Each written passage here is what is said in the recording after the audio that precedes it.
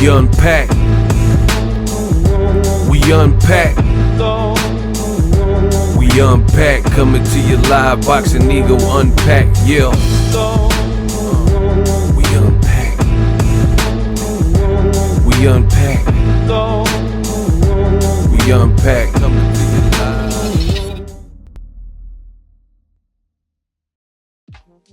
Reports have come out that Anthony Joshua and Tyson Fury camps are going to team up to try to negotiate a Fury versus Joshua fight this year. But what about Deontay Wilder? We're going to talk about it. What up, Fight World? It's your boy Ego, and I'm back with some more boxing. Make sure you smash the like button. Also, subscribe to the channel for the latest and greatest in boxing. If you want to become part of the gang, notification gang, please hit the bell icon. Shout out to the Super Chats, channel donations, the Venmo donations, the Cash App, and the Patreon family. We working. Now head over to the Patreon right now. We're doing a whole overhaul, revamp, starting from scratch. I got a lot of content, and I'm going to be pushing it out to the Patreon family and also the YouTube channel members. So hit the join button for YouTube and become a YouTube channel member, or head over to Patreon. Got some great stuff in the works. And, you know, it's a way to support the channel. Another great way to support the channel is to click the link and go to the ESPN Plus option. Get the ESPN Plus bundle that includes ESPN Plus, Hulu, and Disney Plus. All three apps, one price, $12.99 a month. Does help the channel when you guys click on that link. And there's a ton of content. Right now, people are on lockdown and need something to do. Great time to catch up. You know, handle your priorities and obligations, and you know, if your kids are at home, do homeschooling first. But if you need something, you want to reward them or whatever, that's a great option to get some content. They frequently update it. Normally they have live events, but for obvious reasons, there's no live events going on. But tons of classic TV shows on Disney Plus and also Hulu. Disney, they own everything. So, you know, they got a ton of cartoons and live action movies, ESPN Plus, ton of docu-series, 30 for 30, etc. So great way to get some content and also help the channel, help us grow, help us build. Now, let's talk about it. Reports came out yesterday that Tyson Fury and Anthony Joshua camps are teaming up. You know, presumably Frank Warren, Bob Arum, and Eddie Hearn. You know, they're going to get in cahoots and collaborate to discuss a possible fight, maybe even this year, for Fury versus Anthony Joshua. And a lot of people were asking what my opinion on that was, and it's simple. It's cap. I think it's all cap. Colin Kaepernick. I don't believe it one bit. There's two words: Deontay Wilder. So, you know, we can't just overlook the fact that Deontay Wilder was the former WBC champion. You know, the WBC even has stuff to say. They said that, you know, his whole career is riding on this victory or whatever. But he was an upstanding champion, 10 title defenses or whatever it was. And he has an actual contract, a rematch clause contract.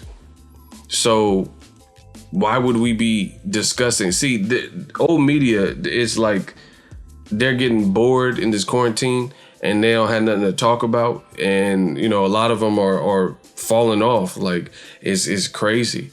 You see people are struggling during this time, you know, within the old media, just because they don't, you know, they just have different business models. I'm not going to go into it, but different business models. And now they're trying to find a hot story or interview or whatever to compensate for not being able to cover boxing in its entirety. Like, you know, boxing normally gets covered when we don't have a pandemic. So, you know, it's a reality check for a lot of people.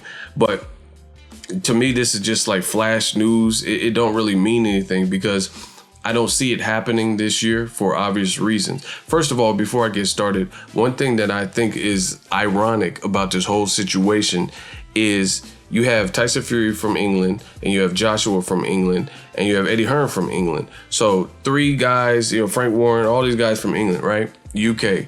You heard Joshua when Wilder was pressing Joshua, you heard Joshua nonstop talk about, oh, I want to fight Wilder in the UK and I don't want to fight in the States because we built something great. He said all that, avoided Wilder, did all this, and now fast forward to the future. One, he got beat in America, by a 5-week replacement, even if it wasn't Andy Ruiz, because that wasn't the initial opponent. It was supposed to be Gerald Big Baby Miller. You still were going to chance it with Gerald Big Baby Miller instead of fighting Deontay the Bronze Bomber Wilder. The big fight everybody wanted to see Joshua fight, you know, in America, just in general, see the fight happen. But he turned down 50 mil. He turned down 50% of the back end. And he turned down the idea of fighting America. But you fought in America for less. You fought in America versus less for Ruiz and end up losing and looking horrible. So that's one concern, because Joshua's whole excuse that his fans actually went with, right? What they did is they said stuff to the effect of, oh, but Joshua wants to fight in America, Wilder's the B-side, so come, or excuse me, Joshua wants to fight in the UK, and Wilder, since he's the B-side at the time, you know, Wilder was the B-side, hadn't fought Fury yet or nothing, and they said since he's the B-side, he need to go to the UK and abide by Joshua's wishes. Fast forward to the future, like I just said, you have 4 people, Frank Warren, Eddie Hearn, Anthony Joshua, Tyson Fury, 4 different people, all from the UK, all from England, and they're talking about this mythical fight with obvious obstructions and things in the way, which I'll talk about, you know, at the end of this video or after this. But you got these 4 guys from England, and they're now, sources say, and you know, this news coming out that Fury and Joshua could fight, and they're negotiating, and possibly this year, yada yada yada. It just sounds ridiculous. But the point I'm making, the main point that I want to really drive home to you guys, make sure you guys smash the like button, is this. You got these 4 guys from the UK, all from England, and they're talking about having this fight in Saudi Arabia.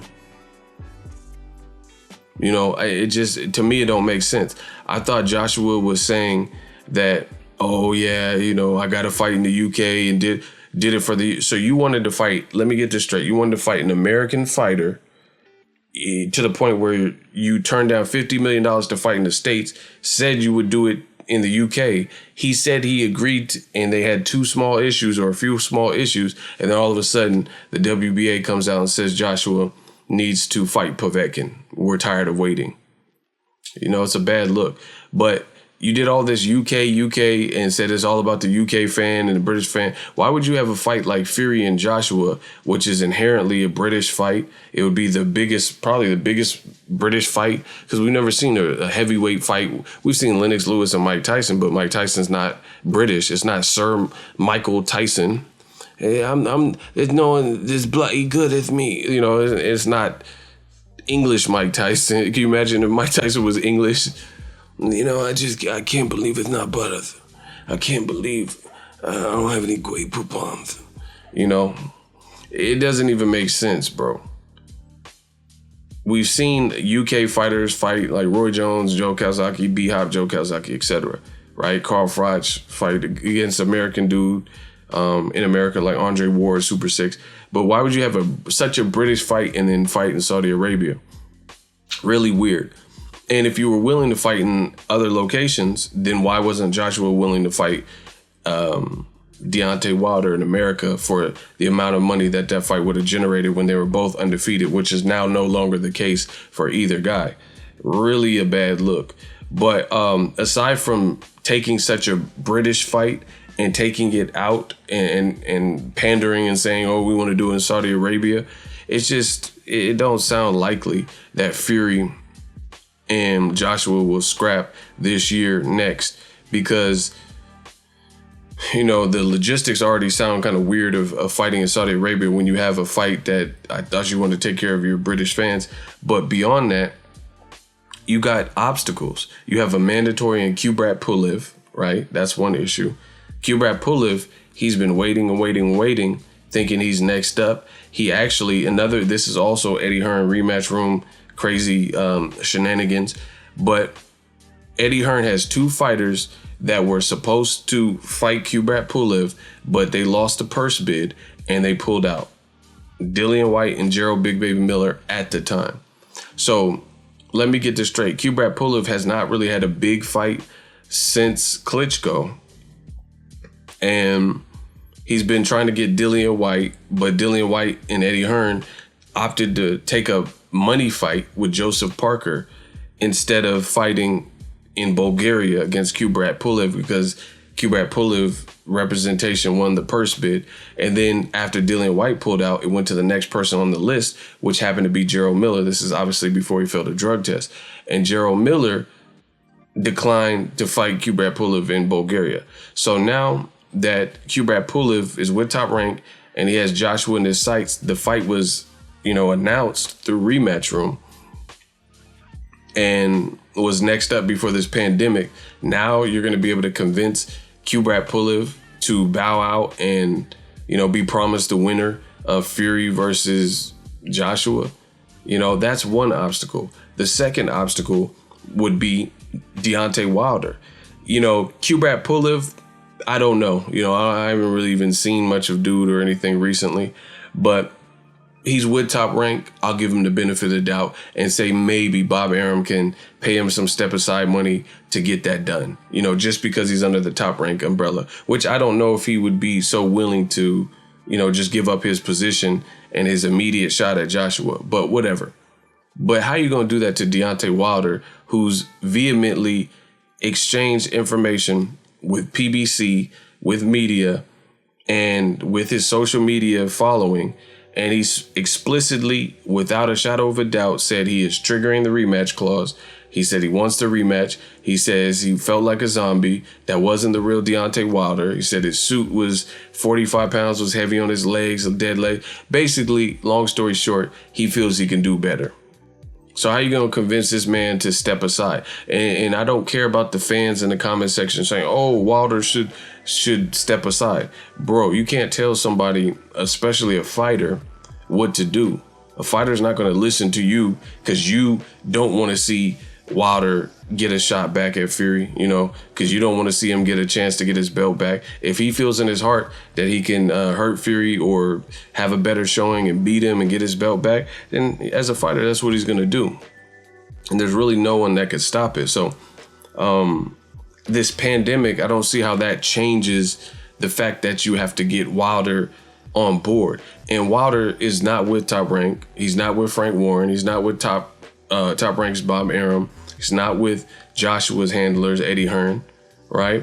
So why on earth would Deontay Wilder bow out and say, you know what, they could fight for all the marbles and they could fight for my old belt? Another reason why that sounds like pure stupidity to me, and this is why them negotiating is more or less fake news and to me, and I don't see it happening.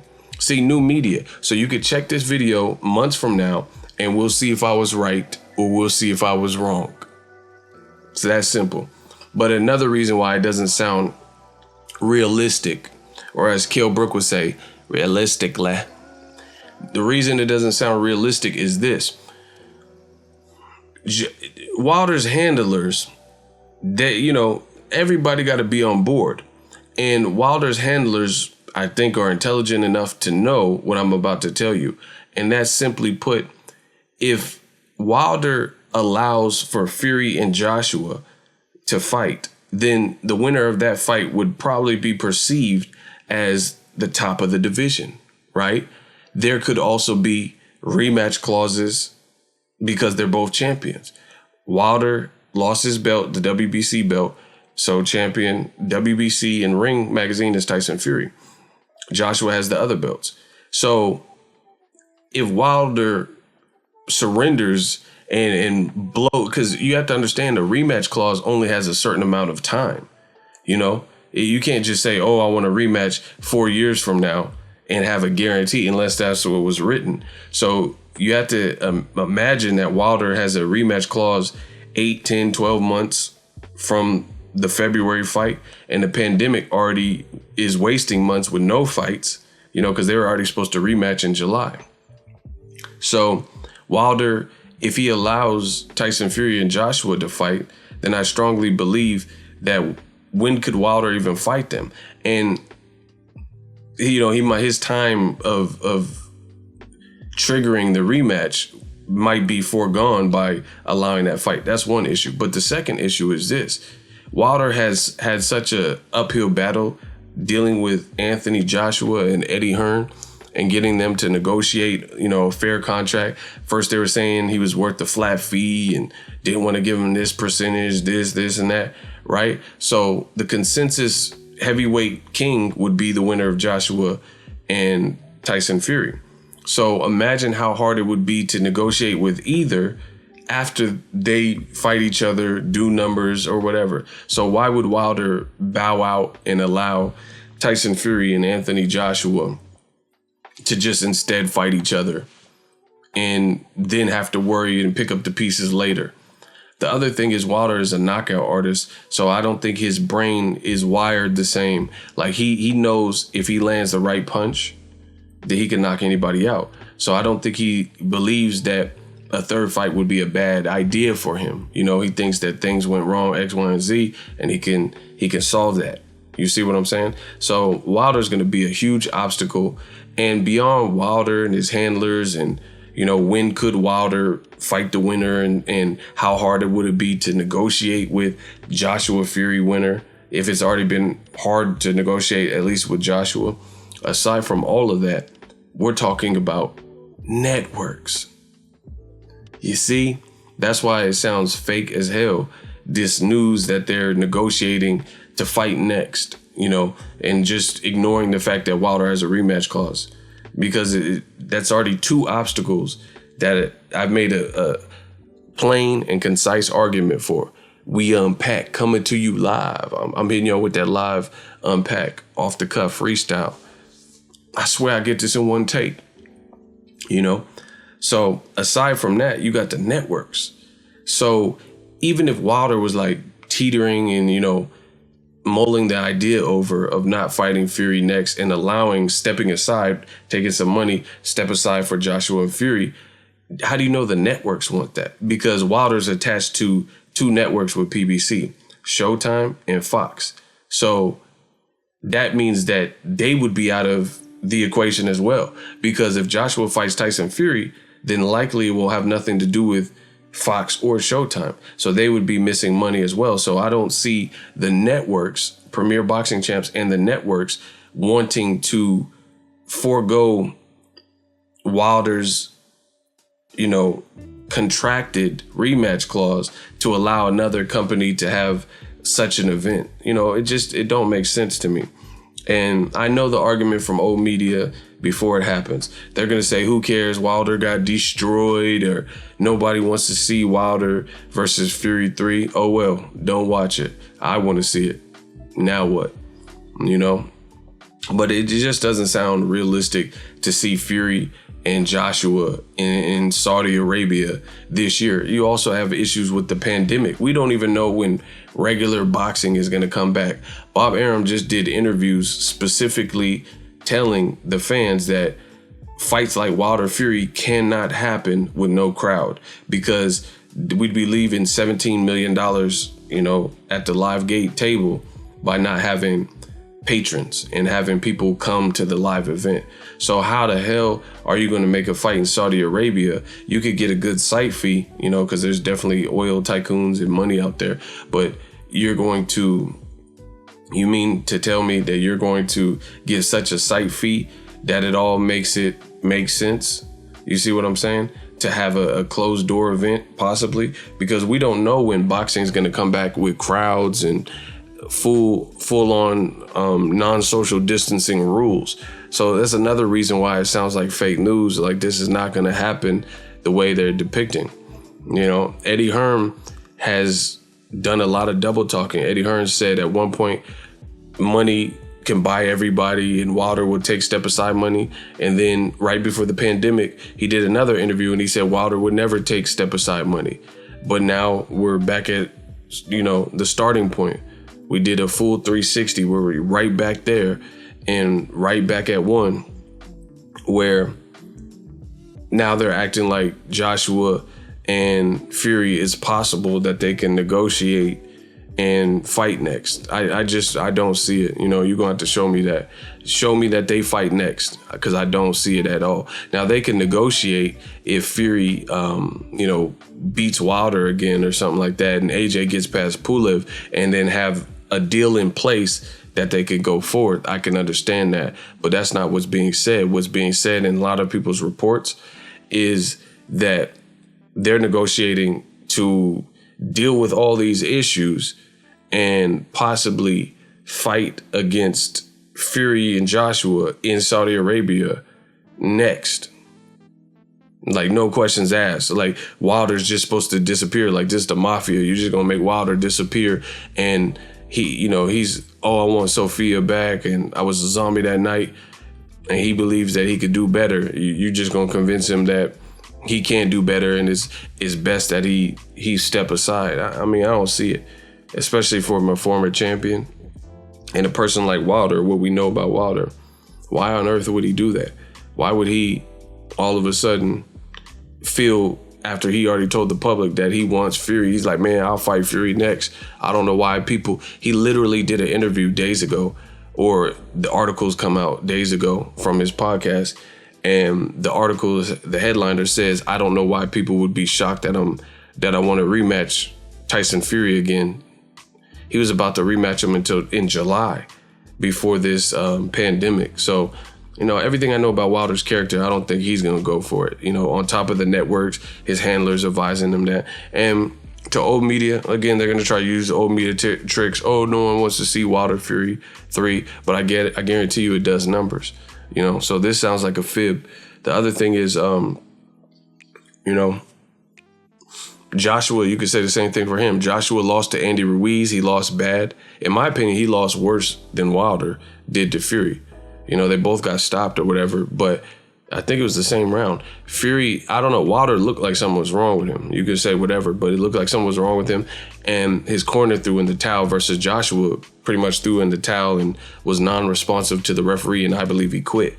So that's a little bit different to me, how I take the actual victory / loss. So beyond that, you just look at it. I just don't see Wilder going back on his word, and saying like, oh, I don't want to fight him. I'll wait. It's just not his character. Wilder's been saying one face, one champ, all this stuff. But again, Joshua, he's had this same opportunity where he could have fell back and the belts were with PBC. That's how quick everything can change in the heavyweight division. Joshua, he lost to Ruiz. Ruiz is with PBC, Al Heyman. And so is Deontay Wilder. So Joshua could have done the same thing that old media wants Wilder to do. And he could have failed back, came off a bad loss to Ruiz, and just got all the way out the way and said, screw this rematch clause. I'm going to let Wilder fight Andy Ruiz, which would have been a huge fight. A black heavyweight and the first Mexican heavyweight of all time. Put that on the West Coast, sold. LA, Las Vegas, sold. But Joshua didn't do that. So why would anybody, old media and all these people expect Wilder to do this? Especially just being a fighter in general. But Joshua didn't fall back. People said, oh, don't do the immediate rematch. He was defiant and he got his belts back. So I don't look for Wilder to bow out. I don't think PULEV will even be happy about stepping aside because he's been waiting and he's 40 years old. How long you think he wants to wait? How many prime years has he got left? You see what I'm saying? So to me, all this news about Joshua Fury, I'm probably not going to make too many videos about it. That's why I want to do an unpack for you guys, because I don't see myself talking about this too much because I believe it's clout chasing and I don't think it's going to happen next. There's just too many loose ends and strings that are just loose and would need to be tied up in a short space of time. You got a pandemic. We don't even know what the rules are going to be. We don't know if you could do large gatherings. Does it make sense to put a fight in Saudi Arabia with no crowd, for a site fee? There's just too much going on. And another reason why, sources like ESPN and stuff are saying this, but Bob Arum just said Wilder Fury could happen in November, December. So I'm not believing the Joshua Fury next one bit. I don't care how much they're talking. They can talk on the phone. They can talk on FaceTime. They can page each other and call back. I don't believe it. I don't think it'll happen next. You have my word. Boxing ego, me, right? I'm on wax saying it right now so we can come back and see if they were clout chasing or see if it was real. Either they're going to be right old media gonna be right, or I'm gonna be right. New media, Death Row East, believe in that. I do not think that Anthony Joshua will fight Tyson Fury next, because I think next in terms of this year, it's on wax. I said it, I meant it. I don't see him fighting this year next. You know, I think there's too many obstacles. Let me know what you guys think. If you love what I'm doing, smash the like button. As always, hate, comment, and subscribe. We Unpack, coming to you live. So if you enjoyed this video and want more content like this on the channel, you can show your appreciation by going to the PayPal donate button or the YouTube support button, and you can donate any amount that you feel is equivalent to the value of this video. Much more to come. Thank you guys for your support. Boxing Ego, the future of boxing.